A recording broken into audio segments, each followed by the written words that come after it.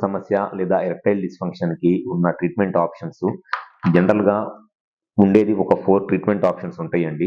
దాంట్లో ఫస్ట్ వచ్చేసి medicines, tablets అన్నమాట. PDE5 ఇన్హిబిటర్స్ అంటారు. అంటే మీరు కామన్‌గా వినేదే వైగ్రా టాబ్లెట్స్ లాంటి సిల్డెనాఫిల్, టెడలాఫిల్, వర్డెనాఫిల్, ఎవనాఫిల్ అనే ఒక PDE5 ఇన్హిబిటర్ టాబ్లెట్స్ అంటారు. ఈ PDE5 ఇన్హిబిటర్స్ అనే టాబ్లెట్స్ కామన్‌గా యూజ్ చేసే టాబ్లెట్స్ అన్నమాట. ఈ సెక్షువల్ ప్రాబ్లమ్స్ ఉన్నప్పుడు. కామన్‌గా అందరూ వైగ్రా అంటారు.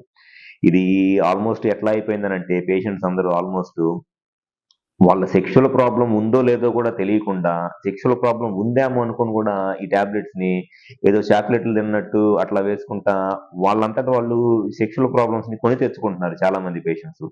యాక్చువల్‌గా ఈ PDE5 ఇన్హిబిటర్స్ అనేది సెక్షువల్ ప్రాబ్లమ్స్‌ని కొన్ని రకాల సెక్షువల్ అంగస్తంభన సమస్యలకే ఇవి ట్రీట్మెంట్ ఆప్షన్స్‌లే గాని అంగస్తంభన సమస్య ప్రతిసారి కూడా ఇది ట్రీట్మెంట్ ఆప్షన్ కాదు. అసలు కొన్నిసార్లు ఈ టాబ్లెట్స్ అవసరం లేకుండా కూడా వాళ్ళకి ఎరెక్షన్స్ నార్మల్‌గానే వస్తాయి.